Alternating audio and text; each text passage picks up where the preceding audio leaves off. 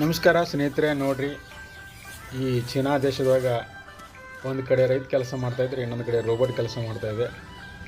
ರೈತ ಮತ್ತು ರೋಬೋಟ ಇಬ್ಬರು ಕೂಡಿ ಒಂದೇ ರೀತಿ ಕೆಲಸ ಮಾಡ್ತಾಯಿದ್ದಾರೆ. ನೋಡ್ಬೋದು, ಗಜ್ರಿ ಬಡ ಬಡ ಕಿತ್ತಾ ಇದ್ದಾನೆ, ಕಿತ್ತಿ ಜೋಡಿಸಿ ಸಾಲಾಗಿಡ್ತಾ ಇದ್ದಾನೆ, ಹರಗ್ತಾ ಇದ್ದಾನೆ. ಜೊತೆಗೆ ಔಷಧಿಗೆ ಎಣ್ಣೆ ಹೊಡಿತಾ ಇದ್ದಾನೆ, ಗೊಬ್ಬರ ಹಾಕ್ತಾ ಇದ್ದಾರೆ, ಮತ್ತು ನಾಟಿ ಮಾಡ್ತಾ ಇದ್ದಾನೆ. ಇಂಥ ತಂತ್ರಜ್ಞಾನ ಬಂದ ಮೇಲೆ ರೈತಿಗೆ ಅಂದರೆ ಕೆಲಸಗಾರರಿಗೆ ಸಿಗಲಿಲ್ಲ ಅಂದರೂ ಪರವಾಗಿಲ್ಲ, ಇಷ್ಟು ಚೆಂದಾಗಿ ಕೆಲಸ ಮಾಡ್ಬೋದು ಅನಿಸುತ್ತೆ. ನೋಡಿ, ಮನುಷ್ಯನಿಗಿಂತ ಫಾಸ್ಟಾಗಿ ಕೆಲಸ ಮಾಡ್ತಾನೆ, ಜೋಳ ರಾಶಿ ಮಾಡ್ತಾನೆ. ಪ್ರತಿಯೊಂದನ್ನು ಕೂಡ ಈ ಒಂದು ರೋಬೋಟ್ ಫಾರ್ಮರ್ ಮಾಡ್ತಾನಂತ ಹೇಳ್ಬೋದು. ಮನುಷ್ಯನಿಗಿಂತ ಇನ್ನೂ ಚೆನ್ನಾಗಿಯೇ ಕೆಲಸ ಮಾಡ್ತಾನಂತ ಹೇಳೋಕ್ಕೆ ಒಂಥರ ಖುಷಿಯಾಗುತ್ತೆ.